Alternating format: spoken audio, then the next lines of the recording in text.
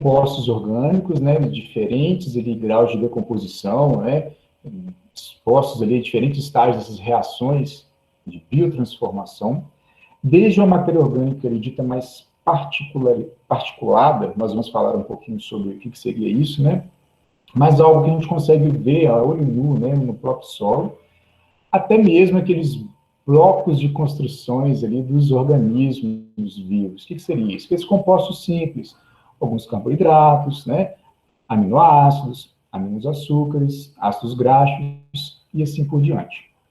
Sem falar, então, das moléculas, dessas moléculas mais simples, que se associam, gerando ali uma estrutura supramolecular, né?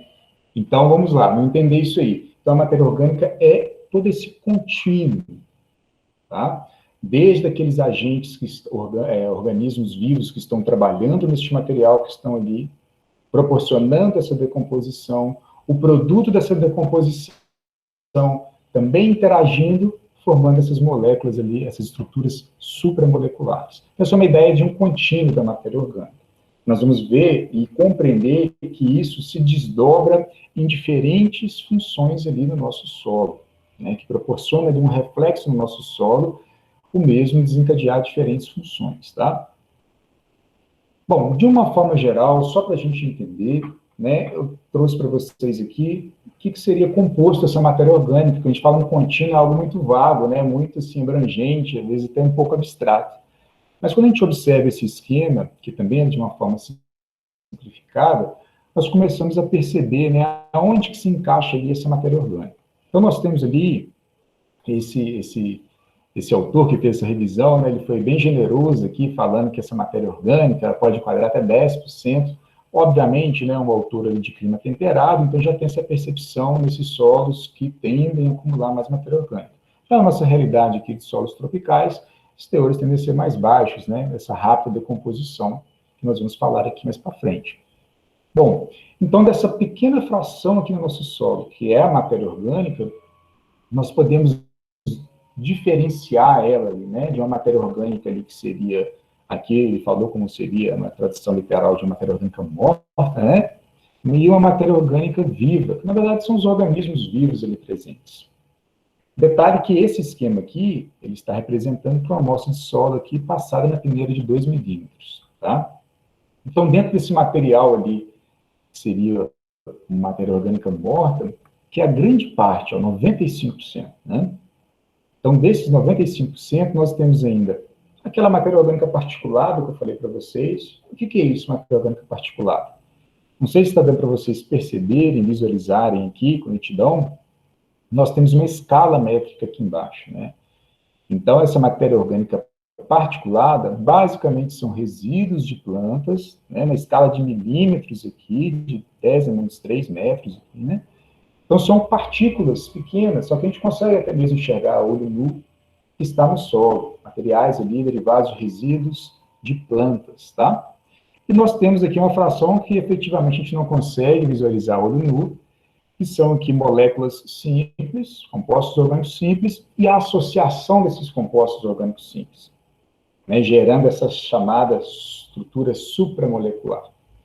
Mas o que seria isso? A gente pode fazer uma associação mental com as clássicas substâncias únicas, tá? A ideia das substâncias únicas vai desencadear ali, né, e participar de inúmeras reações físico-químicas de importância ali no nosso solo. Quando nós olhamos o lado, né, direito aqui do nosso esquema, nós temos organismos vivos. E quando nós olhamos essa porcentagem, é apenas 5%. Só que, apesar de ser muito pouco, é o que desempenha o papel principal nesse processo aí da matéria orgânica do solo, do contínuo matéria orgânica do solo. Como se fossem os atores principais, né?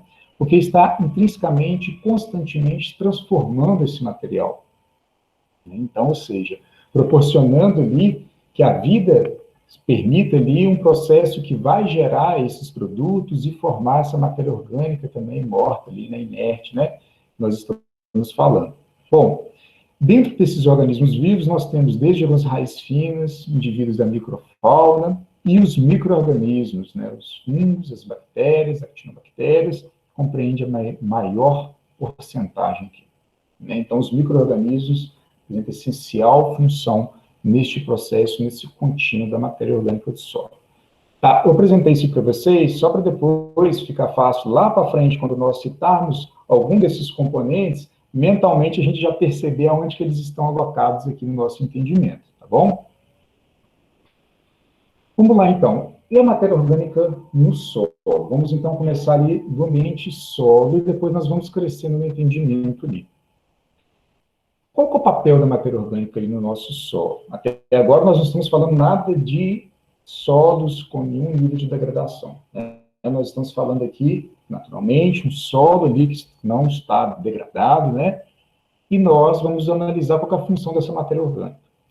Nós vamos ver que ela influencia, ela exerce um papel ali, né? Como um elo de interseção entre as propriedades químicas, físicas e biológicas do nosso solo, influenciando ali tanto de forma direta e de uma forma indireta. Então, nós vamos caminhar aqui rapidamente, tá? Só para a gente recordar, eu creio que muitos de vocês já têm isso muito sedimentado aí, né?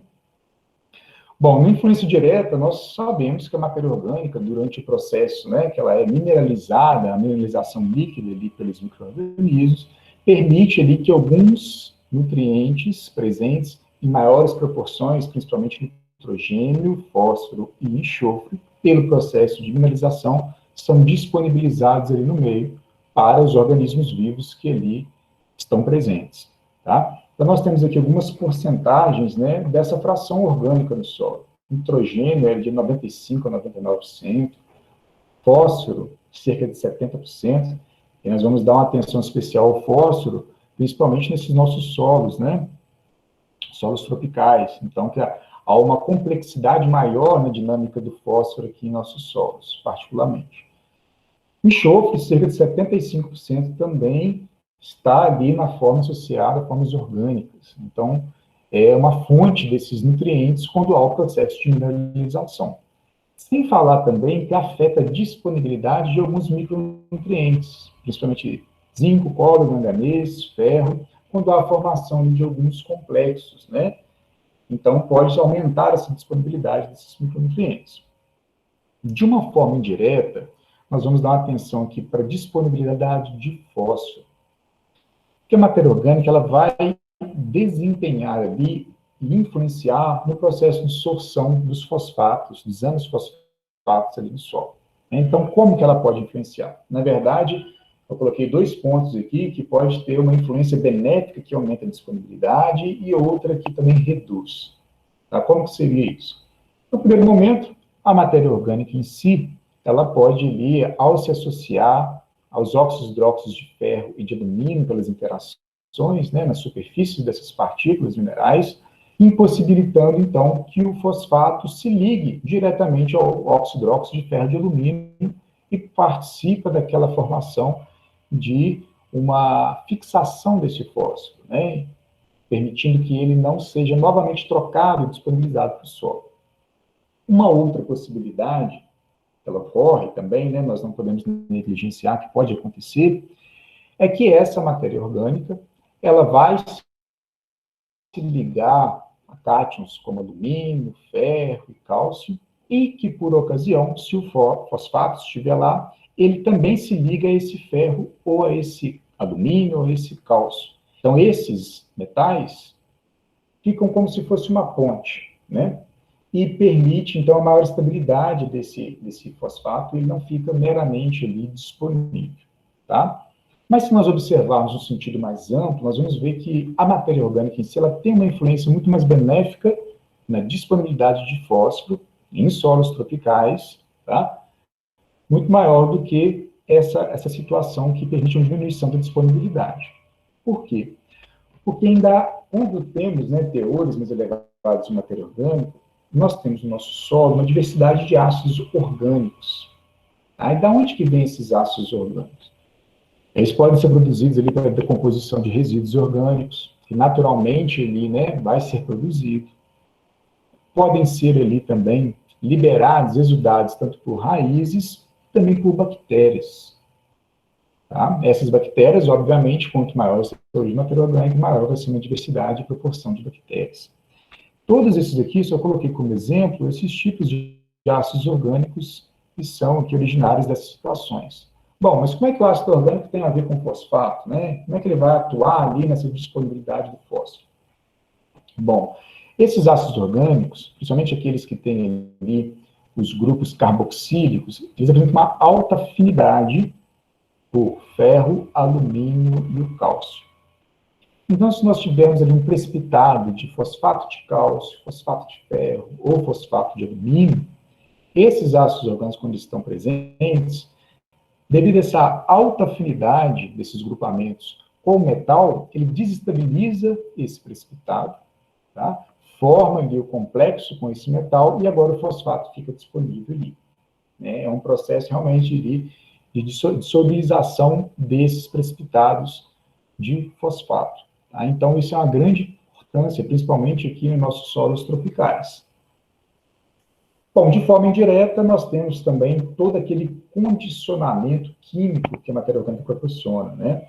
Tanto a ação tamponante ali da acidez do solo, reduz ali a acidez trocável, ou seja, a atividade do alumínio 3+, porque há essa formação de complexos, né? Nós sabemos que o alumínio é fitotóxico para as plantas. Há um incremento da CTC do solo, cerca de 20% a 70%, e, novamente, para a nossa realidade de solos tropicais, isso é excelente e muito importante, né? Sem falar também que essa interação ali, né, da matéria orgânica com alguns metais, sobretudo metais pesados, permite, muitas vezes, diminuir a atividade desses metais pesados no solo. Tá? Não só eles, como também a interação com algumas moléculas orgânicas que são xenobióticos, né? Então, tem uma interação, quando nós pensamos ali em muitas moléculas orgânicas, né, dos agroquímicos no geral, nós temos um efeito muito direto e indireto também desses teores de matéria orgânica, ou matéria orgânica, né, no solo, presente no solo. Então, ela pode interagir com esses compostos orgânicos, tá, retendo literalmente ou inativando aquele composto orgânico. Pode afetar o transporte, uma vez que nós sabemos que um dos processos, né, de realmente que pode gerar algum grau de degradação do solo é a níveis que excedem ali os normais, os toleráveis ali desses compostos orgânicos ou de metais pesados. Então, particularmente, reduz ali o transporte, que esse, por sua vez, poderia estar sendo lixiviado, chegando ao lençol freático e contaminando ali cursos hídricos, né? Sem falar que tem uma ação indireta, porque quanto maior os teores de matéria orgânica, maior também vai ser a possibilidade de haver uma diversidade microbiológica e atividade maior. E esses compostos, né, orgânicos ali, eles poderão ser transformados pelos micro-organismos, ser degradados parcialmente quando há uma diversidade maior. E aí, obviamente, podemos, né, diminuir essa ação tóxica desse composto orgânico ali no nosso solo, tá? Quando nós passamos para as propriedades físicas, né, nós vamos ver que, além disso, também ela influencia tanto na disponibilidade de água quanto na aeração do nosso solo. Bom, tem uma ação direta, porque a matéria orgânica em si, ela possui grupos ali que têm uma ação hidrofílica e hidrofóbica. O que é isso? Hidrofílica, que tem afinidade pela água, e outra porção hidrofóbica, né, que repele a água. Isso é muito importante, né, porque vai reter ali uma quantidade de água também no nosso solo, afetando ali, né, retardando um pouco essa secagem brusca, e também afetando o grau de plasticidade do nosso solo. Tá? Além disso, influencia nesse incremento da formação da estabilidade do agregado. Um pouco dessa estabilidade do agregado, ela está justamente relacionada por esse caráter da matéria orgânica ali, ó, de ter essa dupla característica, né, que ela desempenha ali no solo. Então, ela participa tanto no processo de agente cimentante, ligando as partículas, né, e expondo também algumas porções hidrofóbicas, que permite ali uma maior estabilidade também, inclusive ali quando há o umedecimento daqueles agregados. Isso é algo importante também. Aumento da porosidade, obviamente, porque vai haver um aumento da agregação, e isso vai afetar, com certeza, ali, né, a questão do aprofundamento radicular. Não vai haver impedimento para que isso possa acontecer. Dentro das propriedades biológicas, e é interessante esse esquema que eu apresento para vocês aqui, como que tudo, a matéria orgânica, nessa ação dela das propriedades, vai realmente, né, atuando de uma forma conjunta. E quando nós observamos esse esquema, nós começamos a perceber que essa distribuição espacial mesmo, né, das partículas ali no solo, nós vemos que a própria distribuição aqui espacial, a configuração do nosso solo, permite que haja ali habitats, microhabitats ali diferentes para diferentes formas de vida. É uma diversidade ali, tanto da fauna quanto da microbiota do solo. Obviamente que não só proporciona ali as condições abióticas para que esses organismos vivam, mas tem que haver também um substrato que forneça carbono, energia e nutrientes, tá? Bom, então uma função direta com isso. Se a matéria orgânica ela é um substrato, se tem comida, digamos assim, para os organismos, obviamente, quanto mais diverso for também esse substrato, maior vai ser a proporção e diversidade biológica naquele solo. Então, a matéria orgânica tem uma ação direta com relação a isso. Indiretamente, ela vai influenciar ali também na disponibilidade de nutrientes, tá? Ela vai auxiliar na estruturação do solo, como nós falamos, né? Ela participa ali, os organismos vivos ali presentes, eles também participam no processo de formação de agregados, seja no enlace mecânico mesmo, de hifas de fungo, os próprios bioporos pelas raízes, muitas vezes de plantas, que também estão presentes ali, e ao se decomporem, formam ali, né, as galerias, os ninhos formados pelo trânsito desses indivíduos da fauna, isso tudo aí favorece também um efeito indireto na estruturação do solo. E essa diversidade biológica, eu frisei aqui na rizosfera, mais para frente nós vamos citar e falar isso, né, também proporcionam uma diversidade grande, biologicamente falando, que é importante. Então, nós temos desde indivíduos ali que fixam, né, organismos que fixam nitrogênio atmosférico, seja ele de vida livre ou em algum grau de associação ou simbiose, as associações micorrízicas e bactérias diversas, principalmente aquelas, né, que são as promotoras de crescimento, que têm ali a produção de alguns fitohormônios, participam ali também de uma competição, né, os inimigos naturais ali presentes, promove também a fixação de nitrogênio e assim por diante. Então, nós temos ali todo um efeito, né, indireto também da matéria orgânica e que é de grande importância no nosso solo. Então, nós caminhamos aqui, de forma bem rápida, né, sobre esse papel que a matéria orgânica ela desempenha ali no ambiente solo.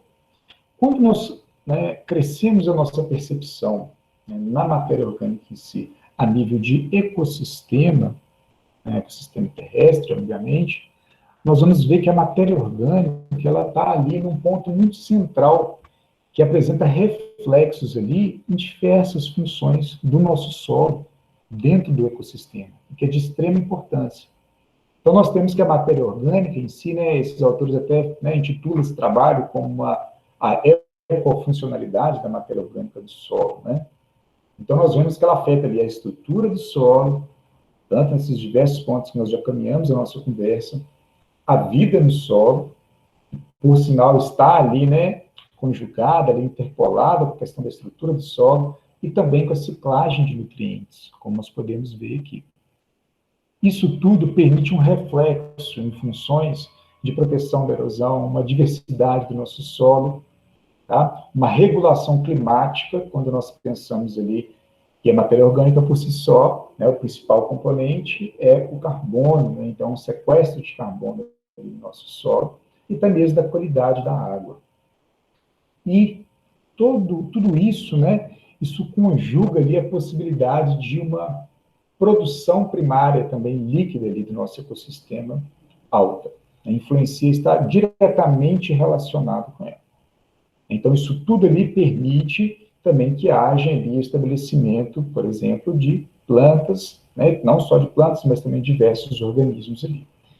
Então, nós vemos como a matéria orgânica ela é importante neste conceito de toda a funcionalidade do nosso solo a nível de ecossistema, tá?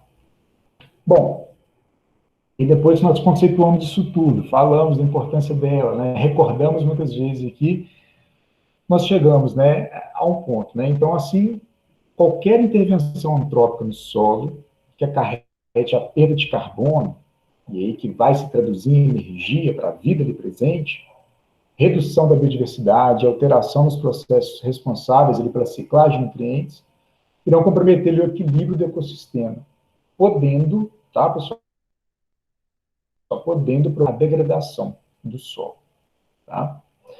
Bom, e aí degradação? Vocês também já devem saber o conceito de degradação, mas eu trouxe aqui só dois para a gente recordar rapidinho, né? O que seria essa degradação de um solo? É quando há o declínio dessa qualidade e a capacidade produtiva do solo, causada pelo mau uso do solo, né, pelo homem. Ou o declínio da qualidade do solo, incluindo ali a deteriorização física, química e biológica, pela interferência antrópica, tá? Tornando o solo incapaz de sustentar adequadamente a sua função ecológica natural, ou seja, de traduzir as suas funções naturais, tá? Ou em uma função econômica, quando aquele solo está sendo manejado ali, obviamente, para que haja ali uma fonte de renda, economicamente falando. Então, essa, quando o solo vai perdendo essa capacidade, ele vai entrando aqui em um grau de degradação. Bom, então, quais são os principais processos causadores principais da degradação do solo? Erosão hídrica e eólica, a perda da matéria orgânica. Olha que interessante, a perda da matéria orgânica ela é um fator, sim, que pode levar, né, à degradação do nosso solo. Acúmulo de excesso de sais, lixiviação de nutrientes, acúmulo de substâncias e metais tóxicos, mudança na estruturação, porosidade, permeabilidade e densidade do solo. Por que eu quis colocar isso aqui para vocês? Bom, porque nós podemos perceber que os causadores, né, de uma degradação do solo, de um solo que se encontra em algum nível de degradação, eles são diversos. E isso é importante, vai amarrar lá no final da nossa conversa, tá? Porque é importante a gente saber que, no final das contas, a matéria orgânica age e atua em cada um desses pontos, mas ela vai atuar de forma diferente, né? Cada situação ela vai atuar de uma forma diferente quando nós pensarmos em traçar algum plano de recuperação e reabilitação dessa área, tá? Bom, então, dentro das causas antrópicas, só lembrando que, né, obviamente, a degradação do solo, existem sim causas naturais, nós não estamos focando aqui nas causas antrópicas, tá? Então, nós temos aqui desmatamento, manejo agrícola inadequado, né, a urbanização, própria construção civil, mineração, deposição de rejeitos. Esses são os principais, né? Destinação aqui de forma inadequada desses rejeitos. São os principais. Bom, mas aí se a gente pensar, né, de um solo que não esteja em nenhum grau de degradação, está ali no seu sistema natural. Se a gente pensar bem, né, o solo como ele é hoje, ele dependeu ali, esse processo de formação do solo foi milênios, né? Então, de uma forma muito natural, esse solo foi sendo formado ali pelos processos pedogênicos do solo, atuando ali sobre o material de origem durante muito tempo, né? E agora, se nós estamos querendo, né, que esse solo ele seja ali passe por um processo de recuperação ou de reabilitação, como é que nós iríamos traçar, né, mentalmente ali uma estratégia para que isso possa acontecer? Será que nós devemos esperar esses milhares de anos, esperar que naturalmente isso ocorra? Na verdade, né, esse processo de reabilitação, para que, né, a recuperação, tem que se fazer num caminho, na verdade, inverso. Porque foi durante todo esse tempo aí, pelos processos pedogênicos, o solo foi se configurando e a vida aos poucos, e também participando desse processo, foi se estabelecendo ali no solo. Agora, uma vez que este solo ele foi degradado, né, nós temos que fazer agora um sentido inverso, convidar esses agentes, esses organismos ali, né, que estavam ali presentes, para que realmente participem desse processo, tá, e por meio dos processos biológicos desencadeados por eles, desempenhando esse papel deles, realmente auxiliem nesse processo de recuperação, a reabilitação desse solo, né? Essas condições mínimas ali para que possa realmente restabelecer as funções desse solo. E como que a gente faz isso? Obviamente fornecendo ali substrato para que esses organismos possam estar ali presentes, né? Então, são posicionados pela adição ali de compostos orgânicos diversos, tá? Que sustenta ali, eu coloquei aqui, biota heterotrófica, né? Principalmente a biota heterotrófica. Então, isso é importante. E é isso que nós vamos caminhar agora falando, né? Um pouquinho de algumas possibilidades, tá, pessoal? Nós vamos ver no final da conversa que não tem como ter uma receita pronta, né? Para todo tipo de solo degradado, ter uma receita pronta de como nós vamos ali traçar um plano. Nós temos alguns caminhos, né? Algumas diretrizes. Então, como aumentar esses teores, então, de matéria orgânica nesses solos degradados? Não tem como, pessoal. Isso aí, a todo momento que vocês vão ouvir falar sobre matéria orgânica do solo, né, vai ser apresentado, vai se tocar no assunto com vocês, e não tem como. Nós temos que equilibrar ali esse balanço, né? Se a gente parte de um pressuposto que o solo já está degradado, muito provavelmente, na maioria dos casos, né, os teores de matéria orgânica, eles estão realmente bem abaixo daqueles que seriam, digamos, né, adequado para que aquele solo desempenhasse as suas funções, né? Então, nós temos que fazer o sentido inverso, proporcionar ali que essa entrada desse material, mas, ao mesmo tempo, ainda mais preservar aquilo que já tem, se já tem ali um pouco, né? Então, essa balança de saída e de entrada de carbono, temos que diminuir a saída e aumentar as entradas de carbono. Em algum momento, alguns de vocês já ouviram falar sobre isso, mas não tem como a gente fugir disso, né? É o caminho que nós temos que fazer. Quando nós pensamos assim, né, vamos partir do primeiro ponto, que seria diminuir essa decomposição da matéria orgânica, essa perda da matéria orgânica. Então, nesse sentido, todas as práticas conservacionistas que nós desenvolvemos ali no nosso solo, que seja neste processo de tentar recuperar ou reabilitar nosso solo, nós temos, então, que reduzir, nós conseguimos reduzir essa perda de carbono do solo, tá? Seja ali pela própria erosão, né? E se nós pensarmos bem, né, os maiores teores de matéria orgânica eles estão na superfície do nosso solo, seja pelas condições abióticas mais propícias para a atividade biológica do solo, seja pelo maior aporte de carbono, de resíduos ali na superfície do solo, tá? Então, quando nós perdemos esse solo, as camadas superficiais, nós temos perdas de matéria orgânica também. Então, quando nós olhamos esse panorama geral, tanto de práticas vegetativas, práticas hidráulicas, práticas mecânicas, nós vamos ver que em algum ponto, né, essas práticas vegetativas, elas interpolam lá como estratégias de incremento de adição de carbono no solo.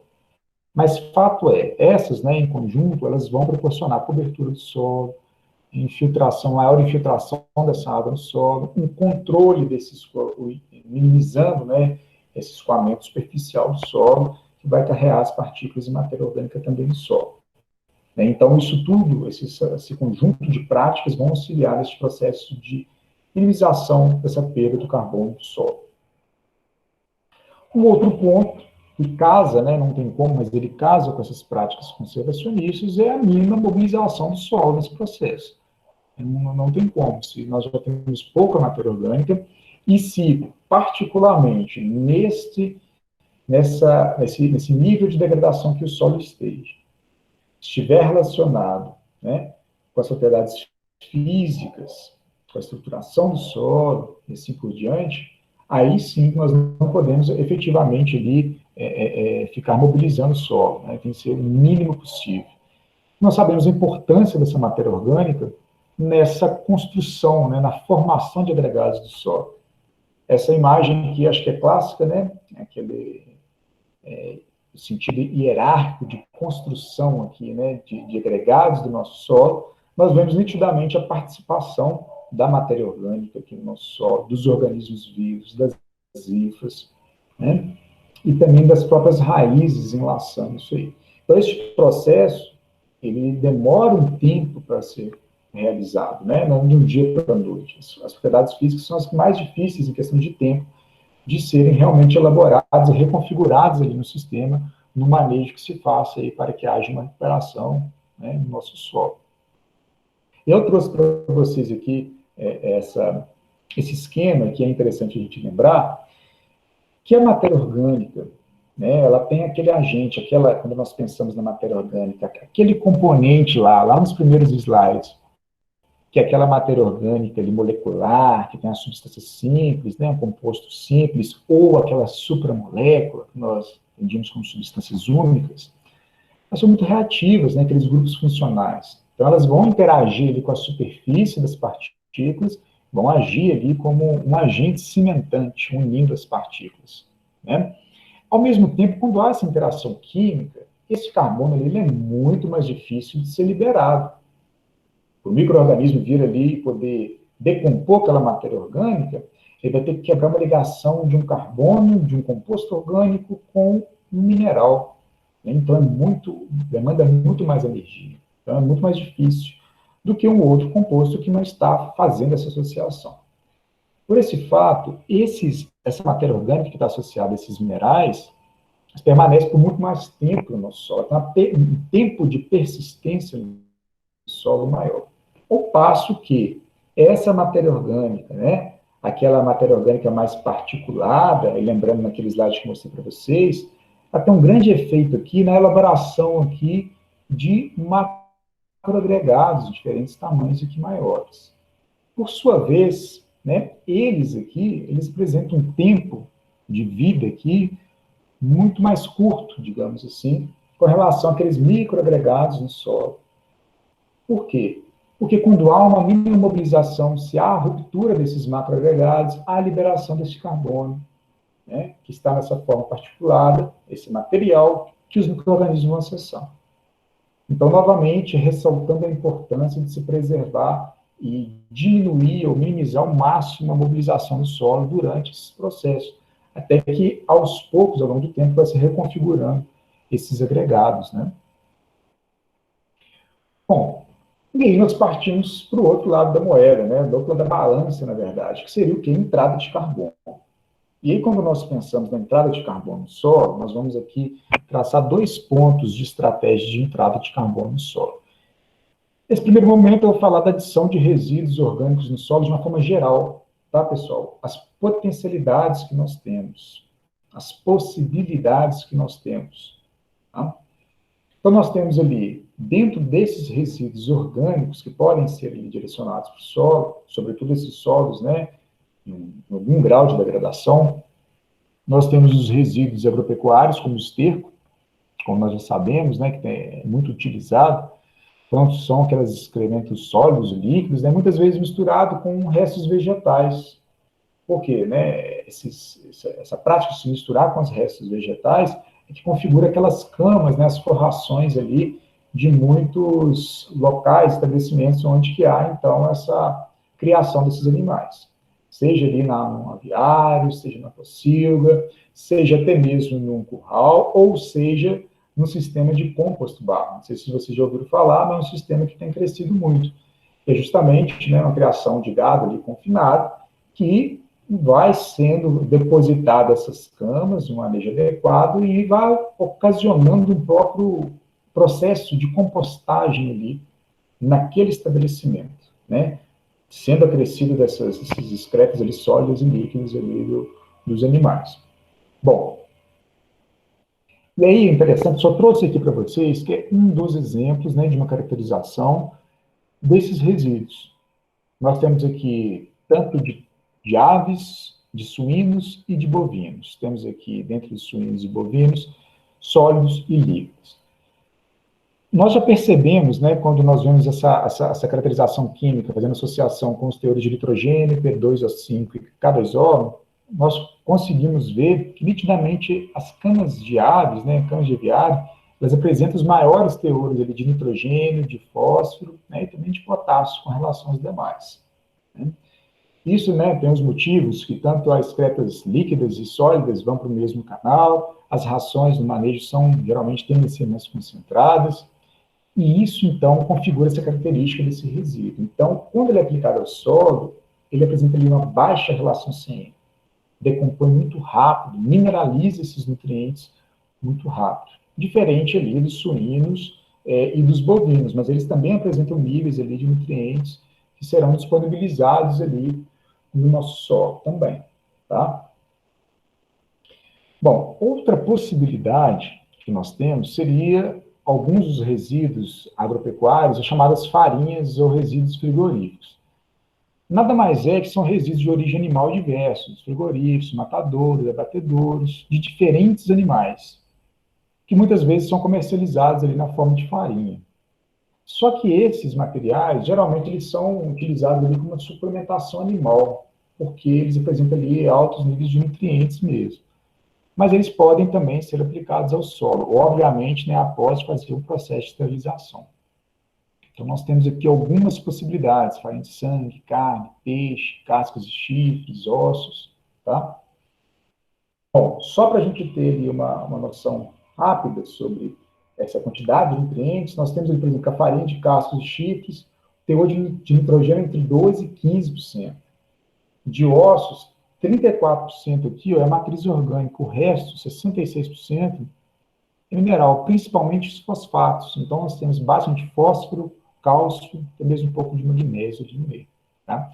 Só que esses materiais ali, ele tem uma baixa relação CN. Então, no solo, ele se decompõe muito rápido, libera, mineraliza esses nutrientes muito rápido. Tá? Alguns aplicam esses materiais também nas pilhas de compostagens, tá? E aí, obviamente, vai ter um composto enriquecido ali, mas ele pode ser aplicado também no solo. E aí, alguns problemas que a gente vê, né, relacionado a esse material. Na verdade, um pouco também com o esterco, tá? De uma forma geral. Mas esses materiais específicos, a farinha de osso, se eles forem aplicados continuamente no solo, eles podem levar ali a um acúmulo dessas gorduras de origem animal, que apresenta ali uma difícil degradação no ambiente. Tá? Então, isso aí pode acarretar um processo aí, tá? De contaminação. Então, nós temos que ter, na verdade, todos esses resíduos, o primeiro passo de tudo, a gente tem uma caracterização dos resíduos. Aí depois analisar a situação para que se possa manejar eles. Além disso, como eu falei, essa baixa relação CN permite que haja uma rápida mineralização, que pode haver perdas também de nitrogênio, seja por volatilização, ou até mesmo, se há o processo de atuação dos organismos nitrificadores, formando nitrato e até mesmo a lixiviação desse material. Então, é uns cuidados que tem que se ter. Outra possibilidade que nós temos são as tortas de origem vegetal diversas.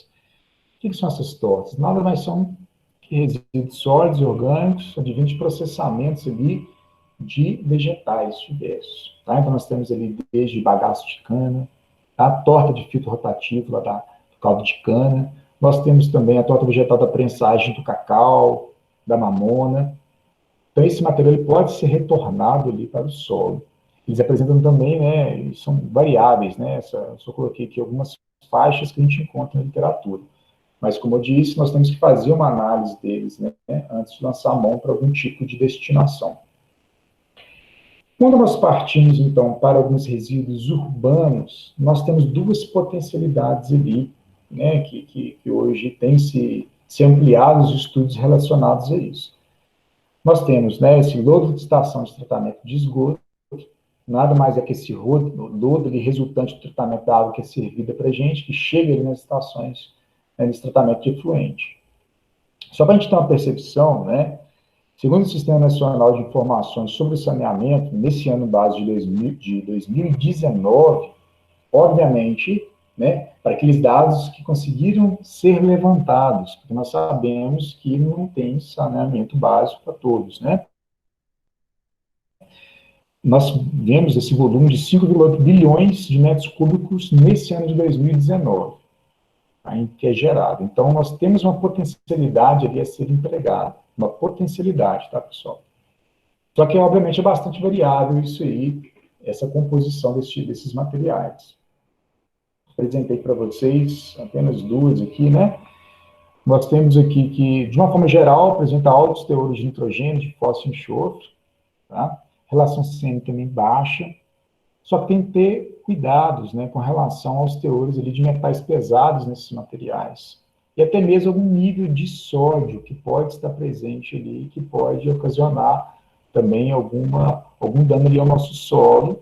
E aí, se nós estamos realmente tentando ali, né, recuperar o nosso solo, reabilitar o nosso solo, isso tem que ser um cuidado muito maior com relação a isso. Entre esses resíduos urbanos também, nós temos os próprios resíduos domiciliares, né, e também até mesmo os próprios de varreção de vias públicas, quando aqueles resíduos após triagem é separados resíduos úmidos e eles são direcionados ali a unidades de compostagem. Então, na verdade, é processado ali, feito um composto, gerado um composto, um processamento desses resíduos. E esse composto teria potencial também de ser aplicado nesses solos. Tá? Nós não vamos entrar aqui no processo especificamente de compostagem, né? Mas aí eu trouxe para vocês aqui alguns dados, uma caracterização química desses materiais, aqui presentes também. E aí, só lembrando que o composto em si, ela sim pode fornecer nutrientes no processo de decomposição, mas que essa compostagem, o composto em si, ele tem grande efeito, na verdade, com um condicionador do solo. Tá? Então, isso é de extrema importância, principalmente nesse processo de recuperação. Né? E aí, tem uma outra possibilidade, que também tem sido empregada agora, só trouxe para a gente aqui, que é a produção do chamado biocarvão ou biochar. O que é isso? Nada mais é que, quando a biomassa ela é distinta, há um processo, é empregado uma técnica de pirólise, uma quebra pelo fogo, tá, na ausência de oxigênio, e aí é feito, gerado este material. Na verdade, esse processo de pirólise, ele produz produtos tanto gasosos quanto líquidos e o material sólido, que é esse chamado biochar. Né? Então, é um processamento. Se nós pensarmos, então, de que essa quebra pela pirólise, pelo fogo, aqueles compostos de carbono mais simples, de uma ligação simples, vão ser rapidamente quebrados. E vai remanescer nesse material produzido compostos mais aromáticos, ligações duplas, até mesmo triplas, difíceis de serem decompostos ou que demandam uma energia maior. Então, esse material gerado, ele tem sim uma porcentagem, uma porção ali, de que seria um carbono um pouco mais fácil de ser decomposto, mas a grande parte dele é aquele material mais difícil de ser decomposto. Então, ele apresenta um efeito condicionador do solo muito grande, tá? E que, obviamente, vai influenciar, se desdobrar nessas diferentes influências da matéria orgânica no nosso solo ali. Tá? Então, isso é uma estratégia que tem sido utilizada também recentemente para ser aplicada ali no solo. Tá? Bom, falei isso tudo para vocês, aí vem a pergunta, né? Mas qualquer resíduo desse de origem orgânica pode ser utilizado no solo? Tudo isso que nós falamos? Bom, gente, primeira coisa, nós temos que ter a perspicácia que cada resíduo desse, né, ele apresenta as suas características químicas, e nós temos que ter essa análise, a primeira coisa de tudo, nós temos que ter essa análise química desses materiais, para que nós possamos realmente, de uma forma adequada e assertiva, manejar ele no nosso solo. Bom, hoje, né, há duas instruções normativas que vai nos dar uma diretriz desse uso desses resíduos. Tá? Então, nós temos a instrução normativa de 27, número 27 do MAPA 2006, que fala desses níveis máximos de contaminação que pode ter ali nesses resíduos orgânicos que acaba se enquadrando ali como um fertilizante orgânico, tá? Então, tanto quanto os agentes fitotóxicos, os patogênicos ao homem, animal, planta, metais pesados, tóxicos, pragas e até mesmo, né, ervas daninhas, mas são sementes ali de plantas invasoras indesejáveis, tá? Já a instrução normativa de 61, agora do MAPA de 2020, atualizada, fala dos critérios agronômicos, que se nós formos lançar a mão de comprar algum resíduo desse, nós temos ali uma normativa que ampara ali, né, tanto especificações, garantias, tolerâncias, do nível ali, por exemplo, de nutrientes presentes nesses materiais, tá? Bom, mas algo que a gente tem que ter em mente, Não é só obedecer a essas normas, eu poderia utilizar, sobretudo numa situação muito específica, que é um solo que está com nível de degradação. Nós falamos lá no início que há diferentes possibilidades desse solo estar degradado por diferentes causas, né? Então, se eu tenho solo que já está com níveis de metais pesados mais elevados, né, se eu tenho um resíduo orgânico ali, que naturalmente ele já apresenta um nível mais elevado desse metal pesado, só que ele passa nessa normativa, se eu vou acrescentar ele, eu vou estar aumentando, agravando uma situação, né? Então, é interessante que a gente tem que apresentar para vocês as potencialidades, por isso não há uma receita pronta, mas nós temos que o quê? Saber utilizar a destinação adequada para esses resíduos. Sem falar que quando nós partimos aí, por exemplo, para o lodo da estação de tratamento de esgoto, para os compostos de lixo urbano, por exemplo, nós temos muito poucas ainda está sendo desenvolvida pesquisas que realmente se permitem avaliar, monitorar em questão de dose, de frequência, né, ao longo do tempo, para ver o impacto, se há um impacto ali no nosso solo, né? Então, nós temos que ter essa percepção disso tudo, e além disso, né, obviamente, de uma forma mais prática, saber a disponibilidade ali, né, daquele material. Não compensa a gente trazer de um local muito longe um resíduo orgânico, que eu vou adquirir comprando ele para fazer ali, sendo que às vezes na região ali tem um outro resíduo que é gerado naturalmente, que seria muito mais fácil de se manejar ele ali, transportar, tá? Um outro ponto de extrema importância, a inserção de plantas na área. Tá? Por que plantas na área, né? Então, olha que interessante, nós falamos de acrescentar carbono, acrescentar, de certa forma, nutrientes, né? E vai atrelado ali energia para os micro-organismos presentes no solo, os organismos, eles possam se desenvolver, né? Inicialmente. Só que é importante a gente ter também a presença de plantas. Obviamente, aquela planta, e aí novamente entra naquele sentido de eu saber identificar qual é aquela planta que seria mais adequada para dada situação que eu tenho do meu nível de degradação que está ali, e o tipo de degradação, né? Porque essas plantas, de uma forma natural, ela vai ali aportando carbono, tanto nas camadas superficiais, quando há deposição desses resíduos ali da própria parte aérea, ou quando há o corte, né, o manejo, e esse material é depositado, quanto do sistema radicular ativo. Então, isso é de extrema importância, porque, naturalmente, o sistema radicular ele vai injetando, né, depósitos de diferentes compostos orgânicos ao longo do perfil do solo. Então, isso é extremamente importante, que configura também uma diversidade biológica e microbiológica muito grande no nosso solo, nessa região da rizosfera. E aí, de posse disso, nós podemos, né, elaborar estratégias que visam ali situações distintas. Por exemplo, nós temos ali espécies que têm sistema radicular ali fasciculado, as gramíneas como um todo, que normalmente são um sistema muito mais exuberante, uma quantidade de raiz muito maior, deposita carbono, né, os risodepósitos, a taxa de risodeposição e ciclagem de carbono dessas raízes finas são muito maiores. Ao passo que as raízes, né, das plantas, as raízes pivotantes de algumas espécies, elas vão permitir o quê? Que se aprofunde no perfil do solo, disponibilizando esse carbono e condicionando, né, este solo ali que está em processo de recuperação, reabilitação em profundidade. Tá? Nós temos aqui só uma areia aqui de uma gramínea, né, incluindo o café, nós temos aqui também no milho, né, uma adubação verde antrocalar aqui presente. E todo esse material, só para a gente ter uma percepção, nós temos um aporte natural via sistema radicular muito grande, né? Os cereais, a gente tem uma percepção entre 20% a 30% do carbono fotoassimilado, né, ele é transferido ali para o solo do sistema radicular, os cereais como um todo, né? As pastagens, as transferem de até 50%, 30% a 50% ali deste carbono que é fotoassimilado. Então, vou falar para vocês, né, as gramíneas ela tem essa capacidade muito mais eficiente de transferência ali, em proporções, em quantidades, né? Temos ali, por exemplo, uma planta de eucalipto, que com 3 anos alocou 40% do carbono que foi fotossimilado, agora aqui só na biomassa da raiz, né? Em algum momento vai ser decomposta e vai estar lá.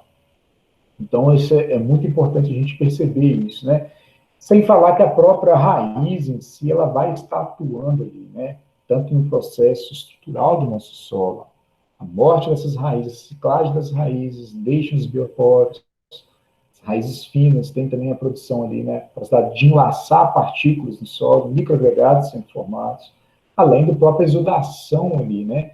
Que está servindo como um agente ali cimentante das partículas do solo. Então, é de extrema importância. Bom, de posse dessas possibilidades que a gente tem, algo muito importante a gente tem que só frisar aqui, né? Durante muito tempo, acreditava-se aí que a matéria orgânica em si, ela é prioritariamente formada, aí quando nós falamos de matéria orgânica, aquele material, né, aquela substância única que gera a carga, que, né, participa de inúmeras reações físico-químicas, né, tinha-se em mente que, prioritariamente, quem queria construir e formar esse material seria justamente aporte de resíduos vegetais que estivessem ali com altos teores de lignina, por exemplo, difícil decomposição. Os micro-organismos não iam decompondo e ia permanecendo ali. Então, a ideia era estritamente que essa matéria orgânica, essas substâncias, iriam ser formadas dessa forma. Tá? Então, nesse esquema aqui, no primeiro momento, talvez pareça muita informação, mas eu vou traduzir para vocês.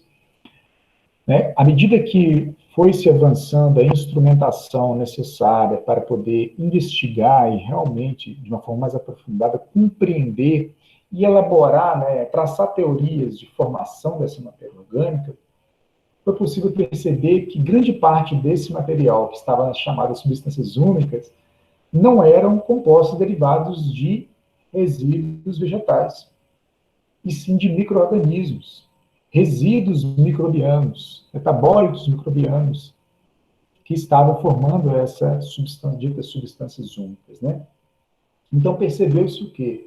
É possível compreender, quebrar, de certa forma, um paradigma, que, na verdade, aqueles resíduos, quando a gente adiciona, eles se decompõem rapidamente, ou seja, os micro-organismos utilizam ele, esses micro-organismos incorporam o carbono na sua biomassa, e, naturalmente, ao morrerem, ao sofrer a sua lise, ele disponibiliza aquele carbono que vai estar em íntima associação com os minerais do solo. Uma fração da matéria orgânica associada aos minerais. Se a gente pudesse traduzir esse esquema aqui, nos fala isso.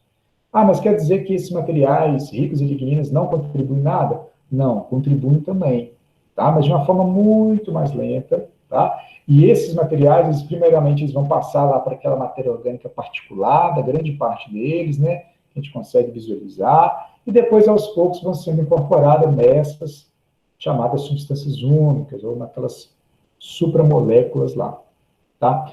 Bom, mas o que quer dizer isso? O que isso traz de informação prática, né? Que informação que nos dá isso quando nós estamos relacionados a um manejo, e, sobretudo, a um manejo, por exemplo, de uma área degradada, um solo, né, degradado. Bom, então nós sabemos que nós estamos querendo aumentar a matéria orgânica do solo, incrementar mais eficiente os teores de matéria orgânica do solo, eu vou ter que lançar mão de estratégias que permitem o aporte ali de o quê? Materiais distintos, de fácil decomposição e outros de mais difícil decomposição. Conseguem perceber? Então, aí nós começamos a abrir um leque de oportunidades ali, brincando tanto com resíduos orgânicos que são adicionados, com espécies de plantas leguminosas, né, não leguminosas, arbóreas, que podem ser incrementadas ali num plano, numa estratégia de recuperação e reabilitação dessas áreas. Tá? Então, só para exemplificar isso, eu trouxe para vocês aqui um artigo que Samson, que em 2020, ele pegou, durante 7 anos, ele acompanhou uma sucessão de milho, soja e trigo, trabalhando com solos arenosos e argilosos. Ele fez um fatorial que, no final, foi 20 manejos diferentes, ali, combinados. Então, ele tinha tanto manejo de cultivo mínimo, no outro com revolvimento, que chamou de diversão de camadas. Nós temos ali uma retirada daqueles resíduos, né, da fitomassa morta que é produzida ali, né, quando há a colheita, e outro que permanecia, e 5 níveis de fertilização, sem nitrogênio, com aplicação de NPK e esterco bovino, estercos líquidos de suinocultura e cama de aviário sólida. Ele resumiu, né, que ele extraiu a grande informação que ele extraiu e resumiu nesse esquema, que é de extrema importância. Bom, nós temos aqui, vamos olhar aqui o carbono no solo, nós temos o chamado POM, né, que seria o que? A matéria orgânica particulada, aquela lá que nós apresentamos lá no início do slide. E nós temos esse FON aqui, né, que seria uma matéria orgânica fina, atrelada aos minerais do nosso solo. É algo que é muito mais persistente no nosso solo ao longo do tempo, muito mais protegido, muito mais difícil de ser alterado.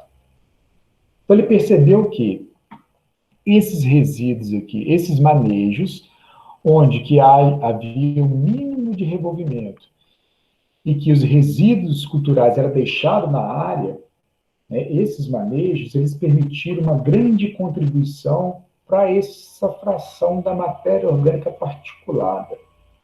Ou seja, os resíduos ali orgânicos, advindos da cultura, eles foram deixados ali e eles foram, né, entrando ali, digamos, na nossa matéria orgânica, nesse componente matéria orgânica particular.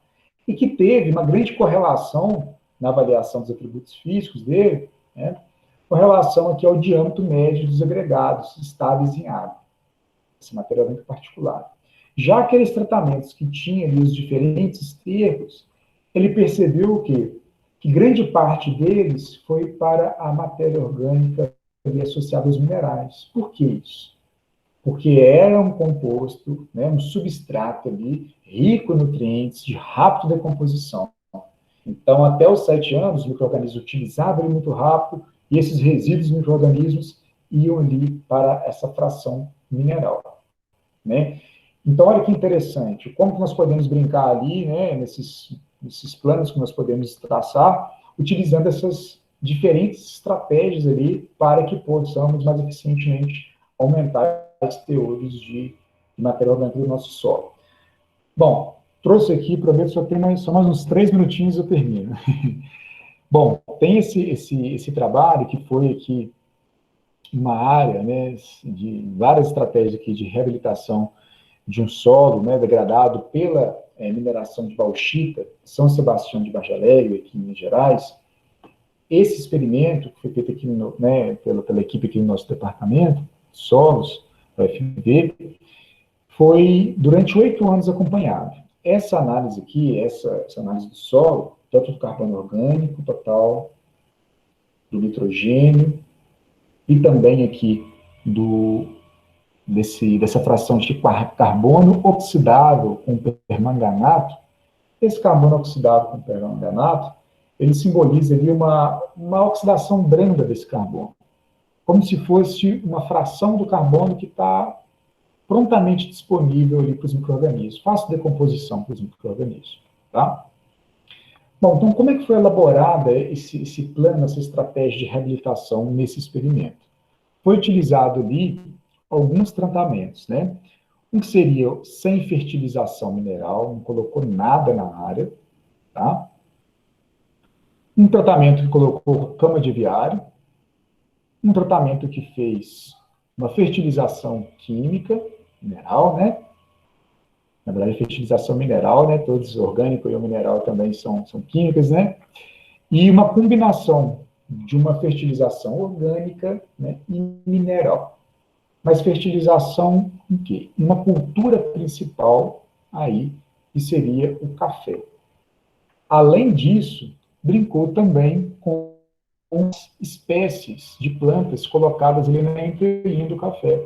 Nós temos aqui esse NCC, que eram 100 plantas de cobertura, B, que era braquiária, e o S, que era estilosante na leguminose. Então, isso foi acompanhado durante 8 anos.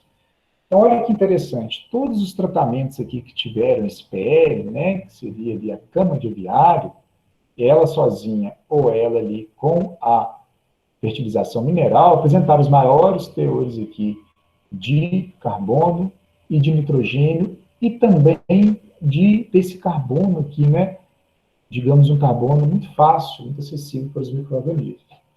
E aí a primeira coisa que a gente pergunta, né? Nossa, mas 8 anos, será que essa cama de aviário ela teve efeito depois de 8 anos? Será que ainda tem resto dessa cama lá? Qual foi a quantidade? Bom, foi aplicado 50 toneladas por hectare, né? Quantidade grande, mas né, a gente não consegue observar isso lá. Por que isso aconteceu, então? Na verdade, devido ao que? A combinação das plantas ali presente. Então, o que eu quero dizer para vocês? Essa combinação, quando nós utilizamos, acrescentando um resíduo orgânico, tá? Lá no início do nosso processo lá de recuperação e reabilitação, eu estou fornecendo ali uma fonte muito rápida de carbono, de nutrientes, de energia para os micro-organismos. Então, eles vão atuar ali, eles vão dar aquele input inicial, aquela energia inicial para o desenvolvimento microbiano.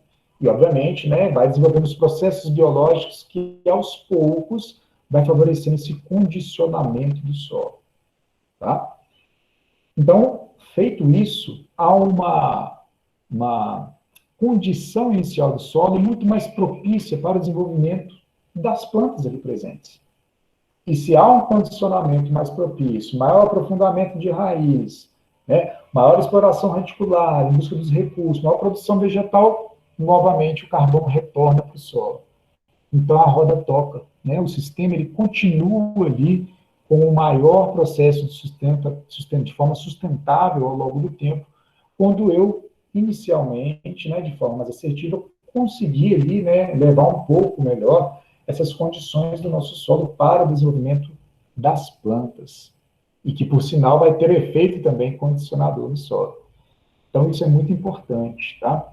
E, por último, só fica uma mensagem, né? Aí, obviamente, que a gente vem na nossa mente. Então, todo o processo de recuperação, eu posso, indefinidamente, colocar carbono ali, porque vai sempre estocar carbono. Isso acontece? Não. Na verdade, né, isso aqui é uma elaboração conceitual por meio de modelagens, né? E há inúmeros recentes agora modelos referindo a essa capacidade que o solo tem de sequestrar carbono, de estocar carbono em si. Tá? Esses são modelinhos mais simples de conceito. O que nos diz ele? Todo solo ele tem uma possibilidade, né? Aqui nós vemos no eixo Y, as frações de carbono do solo, e nós temos aqui os inputs de carbono. À medida que nós vamos aumentando a adição de carbono no solo, ele vai aumentando essa capacidade aqui de aumentar esse carbono no solo, esse sequestro desse carbono, essa associação dele, né? Com a fração mineral. Só que ela tem um limite, né? Porque chega um ponto que pode haver uma saturação mesmo da superfície dos minerais com carbono. Bom, mas aí também é o processo ali de agregação, não é? Tem também, né? Então isso que pode também ocorrer e sequestrar, digamos assim, né? Estocar certo nível de carbono. Mas vai chegar um ponto, nós vamos adicionar aqui carbono e ele não vai ficar ali protegido, ele não vai estar retido ali, vai ser perdido nos processos naturais. Então aqui seria um nível máximo, né? Que meu solo teria ali de capacidade, digamos assim, de estar saturado de carbono. Se esse meu solo ele está aqui nessa posição, digamos assim, hipoteticamente, de saturação de carbono, de capacidade que ele tem de carbono, ele ainda tem aqui, né, uma capacidade de eu aumentar esse carbono no meu solo, adicionando ali resíduos, manejando ele, né, não só adicionando, mas manejando de forma adequada. A esse intervalo que nós chamamos de déficit de saturação do carbono. Quanto que falta para eu saturar meu solo de carbono? A ideia é só passar para vocês essa percepção de que o solo, ele apresenta ali uma capacidade, né, máxima de estocagem, só que, como nós estamos falando de solos degradados, a grande maioria deles, nos processos de degradação, permite a grande perda de matéria orgânica. Então, normalmente, esse déficit de saturação de carbono é grande. E o que eu estou falando isso tudo para vocês? Porque a recuperação ou a reabilitação dessas áreas degradadas, de solos, eles permitem grande potencial de sequestro de carbono. Né? Tanto é que há políticas, né, na verdade, há o plano ABC, por exemplo, aqui do nosso país, que uma das linhas deles, né, de incentivos, é justamente para a recuperação de áreas de pastagens, eles fazem lá pastagens degradadas, porque tem grande potencial ali de sequestrar carbono, né, desse carbono ali ser ali retido nesses solos, tá bom? Por fim, eu só queria deixar essa mensagem, porque vocês devem ter percebido que em nenhum momento foi, né, dada nenhuma receita, nenhuma estratégia fechada, que acho que não era esse o objetivo, mas apresentar algumas possibilidades, né, com relação ao manejo de matéria orgânica que nós temos nesses planos, nessas estratégias de recuperação ou reabilitação de áreas degradadas, de solos degradados, né? Então, não existe fórmula pronta. Cada estratégia deverá ser adotada, definida, caso a caso, com aquela situação específica, tá? Bom, e obviamente avaliando todos aqueles pormenores que nós falamos, principalmente naquela adição de alguns resíduos orgânicos ali, né, fora da nossa área ali, de alguns outros sistemas produtivos, né, alguns outros sistemas de produção que ocorrem, né. Bom, pessoal, me desculpa, eu passei os 10, 15 minutos quase do tempo, mas era isso, nossa fala aqui de hoje, e obrigado pela atenção. Alguém quer falar alguma coisa? Boa tarde. Muito obrigado, Rafael. Foi, sem dúvida, muito interessante, foi muito produtivo. E aí, sem demorar, a gente já vai partir logo para as perguntas. A Tainá já levantou a mão. Antes de passar para a Tainá, eu vou colocar agora a lista de frequência no chat, então peço para vocês confirmarem. Só atenção que quem for estudante ou servidor da UFV, por favor, coloca a matrícula também, e quem for externo à UFV ou não tiver nenhum vínculo com a UFV, indica o CPF para a gente poder cadastrar e solicitar depois o certificado, ok? Eu vou colocar a lista da frequência aqui e já passo a palavra para a Tainá em seguida.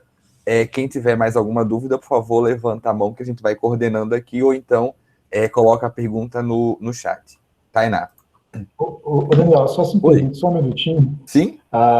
Só para chamar a atenção, que o professor Igor ele postou aqui no chat, não sei se vocês viram, uma nova resolução aqui da aplicação desses biossólidos no solo. Tá? Isso é interessante aqui, que ele colocou, depois vocês dão uma olhada. Beleza, pode falar, Tainá, desculpa. Boa tarde, Rafael. Obrigada aí pela palestra, foi muito enriquecedora. Eu tenho algumas dúvidas, todas elas em relação ao biochar. Na verdade, a primeira em relação à pronúncia. A minha internet picotou na hora, mas eu acho que você pronunciou de uma forma diferente. Eu não sei se biochar é errado ou se também é correto. A segunda dúvida é em relação ao biochar, né, que ele é oriundo da pirólise, comparado com o material de origem curtido sem a pirólise. Por exemplo, o biochar de cama de frango, pirolizado a qualquer temperatura, 500 ou 700 graus, é comparado com a cama de frango curtida, né, então, assim, sem uma matéria orgânica, sem ter sido oriundo da pirólise. Em relação à diferença, eu vejo que o biochar, ele passa a ter uma porcentagem de nutrientes maior, né, mas se na verdade é só isso, e o que mais faz dele ser tão diferente? E aí, por fim, gostaria que você comentasse também em relação à questão comercial do biochar, se ele está se popularizando no mercado, se é fácil a aquisição, porque eu sei que existe, mas não vejo, eu só escuto falar. Era isso. Beleza, Tainá, obrigado aí pelas perguntas. Então, na verdade, essa questão da pronúncia, porque biocarvão, né, é uma pronúncia em português, biocarvão. Biochar, aí já é uma pronúncia em inglês. Se a gente fala biochar, acaba que todo mundo acaba falando um pouco e se popularizou, né, biochar, mas só que biochar é uma mistura do português com o inglês, né, então eu prefiro, assim, usar tudo em inglês ou em português, né, mas popularmente o pessoal acaba falando também isso aí, tá? Bom, essa questão que você falou da diferença do biochar é o seguinte, por quê? Porque nesse processo de pirólise, acaba enriquecendo, proporcionando o quê? Que haja essa quebra, essa oxidação desse material, desse carbono, dessas ligações mais simples. Então, você há um enriquecimento ali do material que vai ficar mais difícil de decomposição. Tá? Agora, é claro, se neste processo, se naturalmente o material ele já tem ali elevados teores de nutrientes, este processo vai possibilitar que haja ali a mineralização de uma parcela desses nutrientes, né? Só que fica ali o remanescente, o material mais ali, digamos, trabalhado ali, né? Mais polimerizado, mais ricos ali em alguns compostos aromáticos, que vão persistir mais no solo. Então, por exemplo, se você usa, que você pode usar diferentes fontes para produzir esse biochar, com também diferentes procedimentos de pirólise, quanto esse material seu mais rico for, por exemplo, em lignina, se for um material vegetal, obviamente, né? Mais rico for em lignina ou compostos aromáticos, mais esse efeito condicionante ele vai ter. Mais ele vai persistir no solo por mais tempo. Porque, na verdade, a pirólise em si, você pode fazer ela de inúmeros materiais. Agora, se esse material naturalmente já tem esses compostos, você vai produzir material que vai ser efetivamente mais persistente no solo, como uma ação ali de geração de cargas, de difícil degradação, e assim por diante. Tá? Quando você fala curtir também a cana de aviário, esse processo de curtir, ele vai liberar esses nutrientes. Né? O processo de fermentação aeróbica inicial vai possibilitar uma mineralização grande de nutrientes também. Então, a questão de nutrientes, talvez, penso eu, que seja bem similar, né? Mas esse efeito no solo depois, ele vai persistir, penso que vai persistir mais devido a essa questão de você ter trabalhado os compostos orgânicos ali, estruturalmente falando. E por isso essa questão de comercialização, Tainá, realmente, olha, eu vou ser sincero com você, eu não estou muito por dentro dessa questão, não. Eu sei que já existe, sim, empresas produzindo, comercializando, tá? E aplicando, e inclusive essa ação interessante que alguns pesquisadores têm trabalhado também com essa ação do biochar na questão do manejo de herbicidas no solo.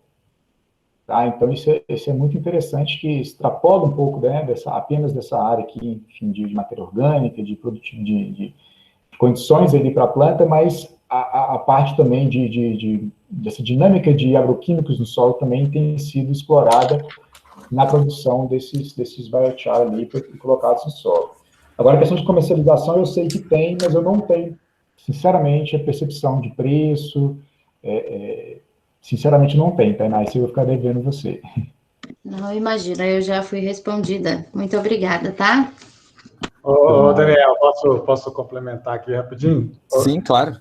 O pessoal, boa noite a todos. Rafael, parabéns pela apresentação. Obrigado mais uma vez aí pela contribuição.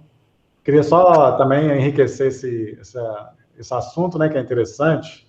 O biochar tem que ficar claro para a gente que é um mundo gigantesco, né?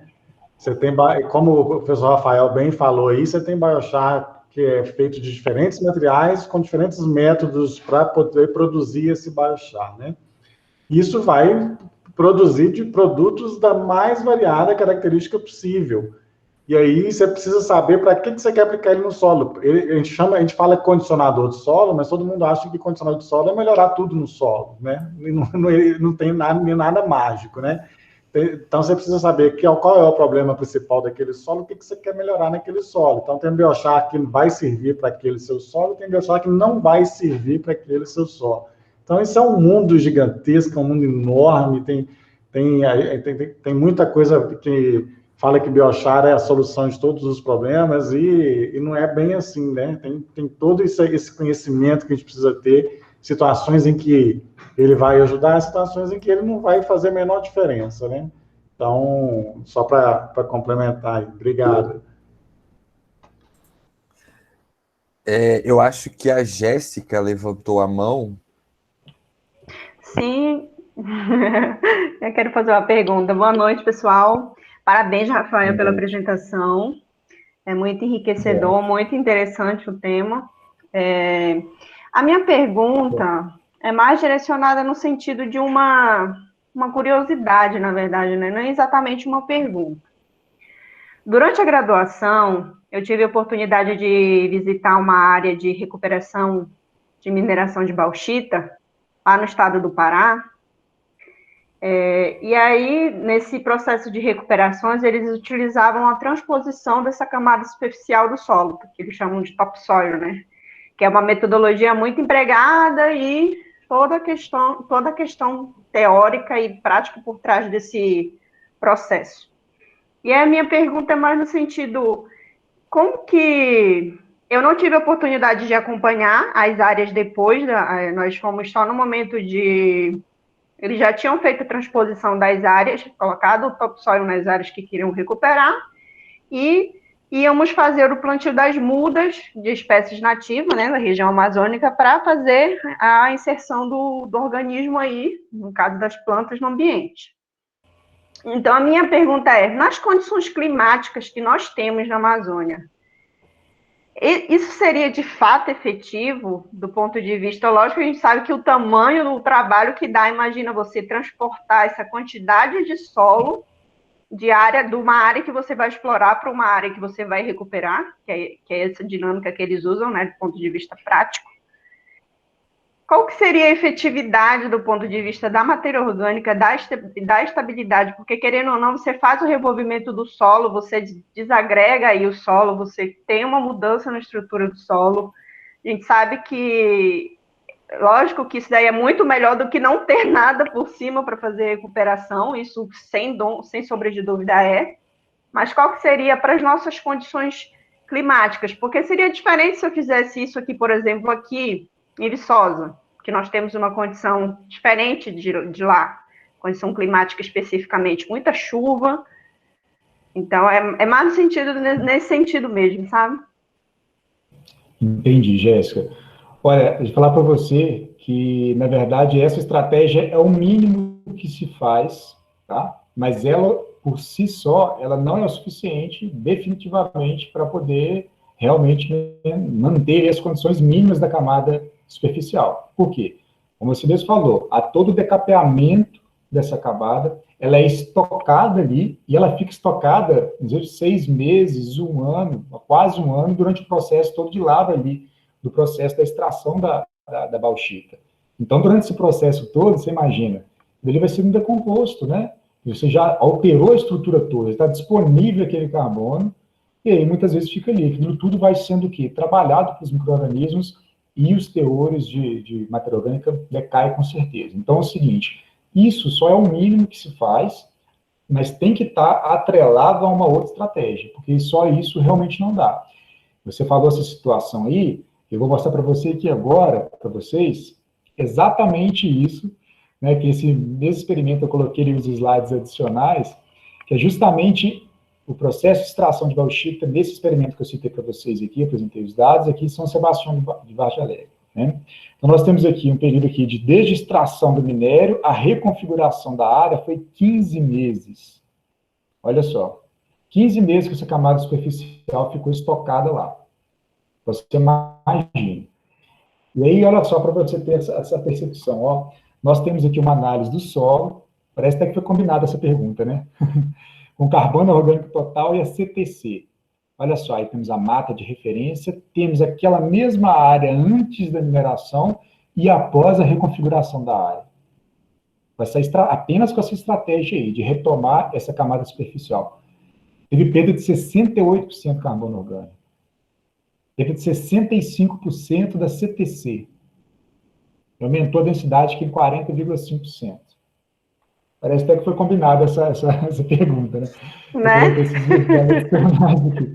Então, ou seja, não é porque é lá no Amazonas, não, mas, obviamente, aí, agora, né, transporta a situação para o Amazonas. Isso aí, nossa, vai ser bem mais intenso. Né? Então, definitivamente, isso é um mínimo que se faça para tentar recuperar o que tinha ali, né? Recuperar não, né? Manter, pelo menos, aquilo ali.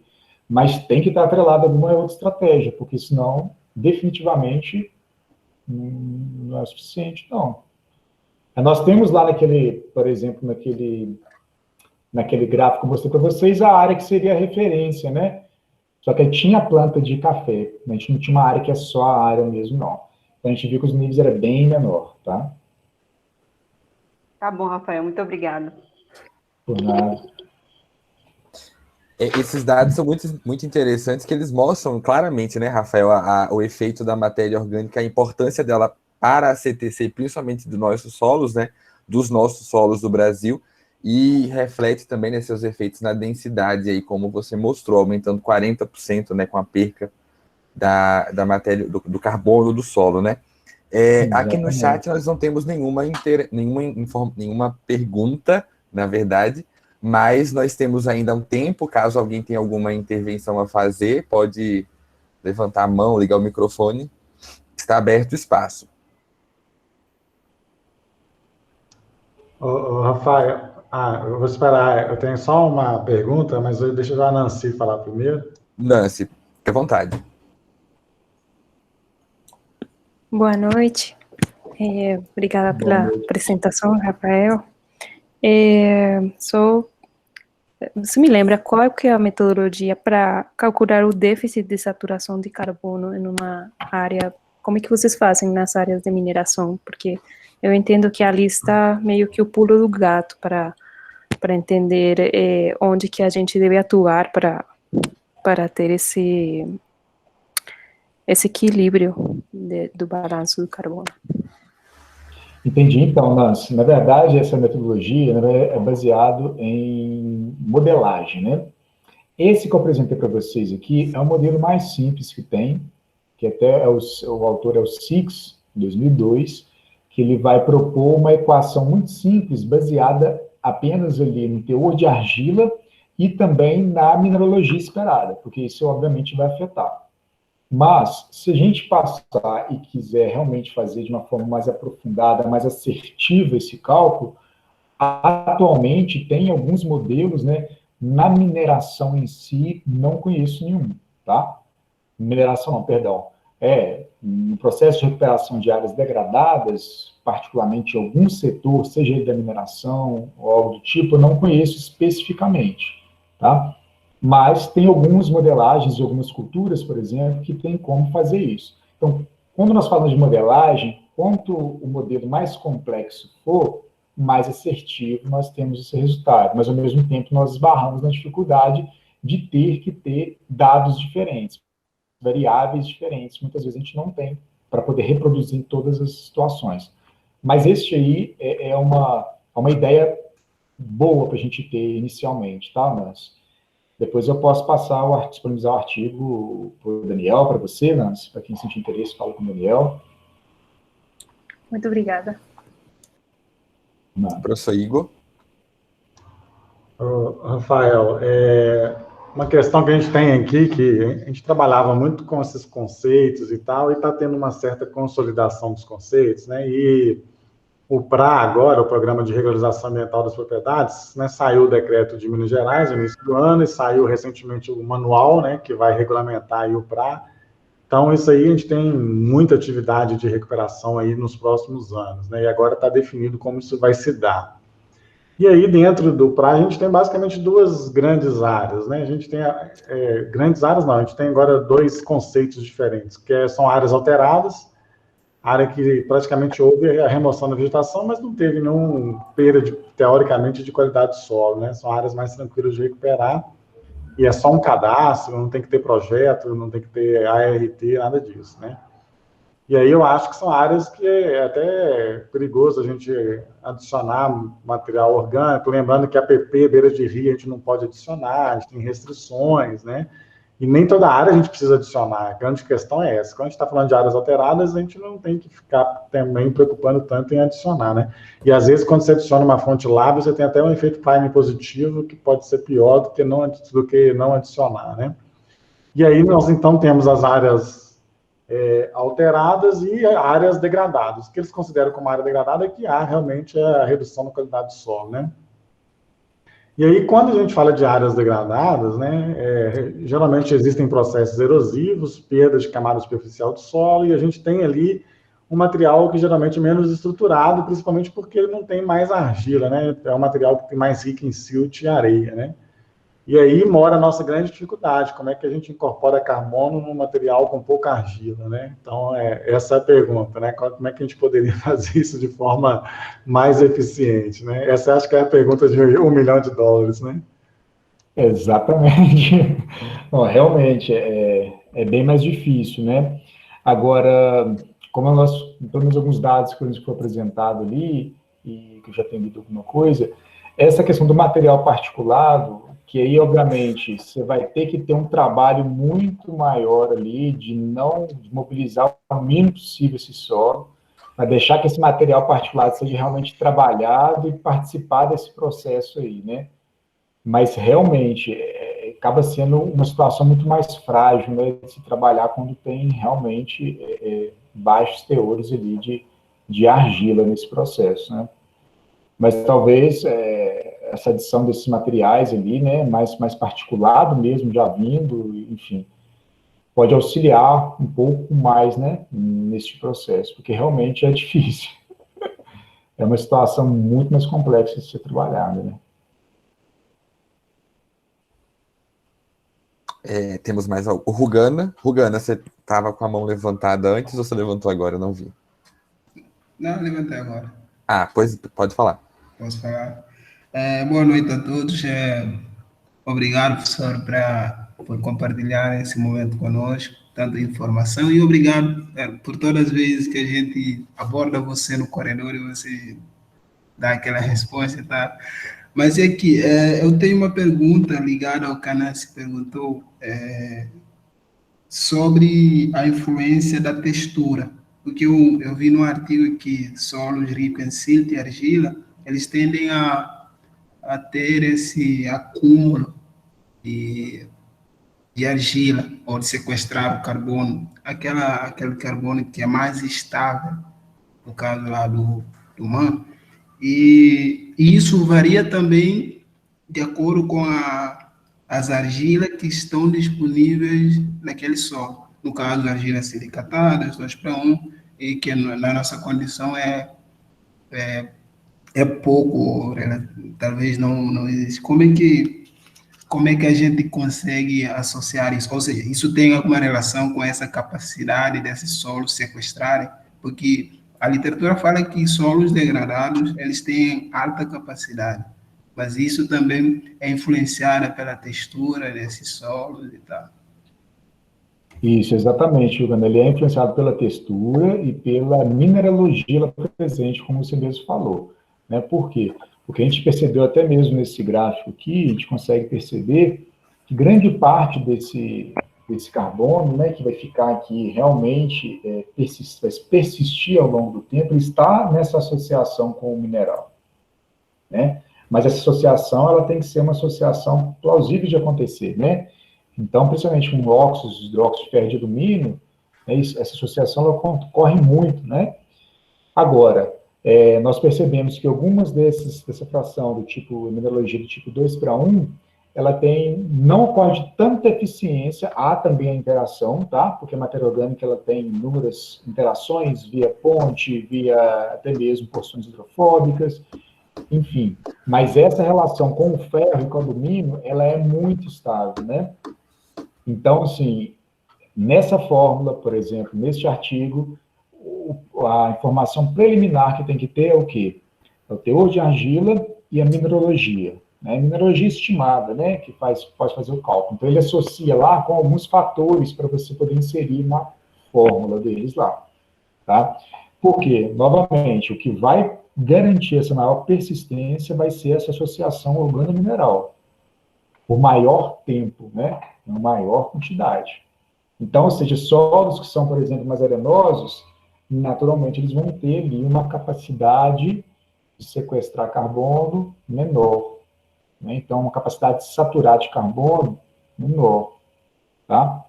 Por isso que fala no sentido quando é uma área degradada que tem, e obviamente nós temos que atrelar essa ideia de ter realmente as condições do solo que favoreçam maior estocagem de carbono, como por exemplo, né, a questão da argila, como foi a própria pergunta do professor Igor, isso é importante, né? Então, a gente pode generalizar que todo o solo degradado ele vai ter imensa quantidade, né, imensa capacidade de sequestrar carbono. Não, vai depender qual o solo, como é que ele está, como é que está esse nível de degradação dele. Né? Então, a gente tem que pensar nisso também. Entendi. Só para complementar a minha pergunta, a questão de adicionar essas opções que a gente tem de adicionar resíduo nessas áreas, a gente acaba se deparando com duas situações. Você adiciona esses resíduos para que ocorra a decomposição da matéria orgânica para que fontes de nitrogênio ou de nutrientes sejam, sei lá, liberadas e tal, para o crescimento das plantas, ou você também tenta fazer com que ocorra o acúmulo da matéria orgânica no questão lá de sequestro de carbono. Então, essa meio que um dilema. Como é que a gente, como é que a gente consegue se deparar, posso dizer? Não sei se eu elaborei a pergunta direito, mas é mais ou menos a Não, questão de decomposição e acúmulo, no caso de sequestro de carbono.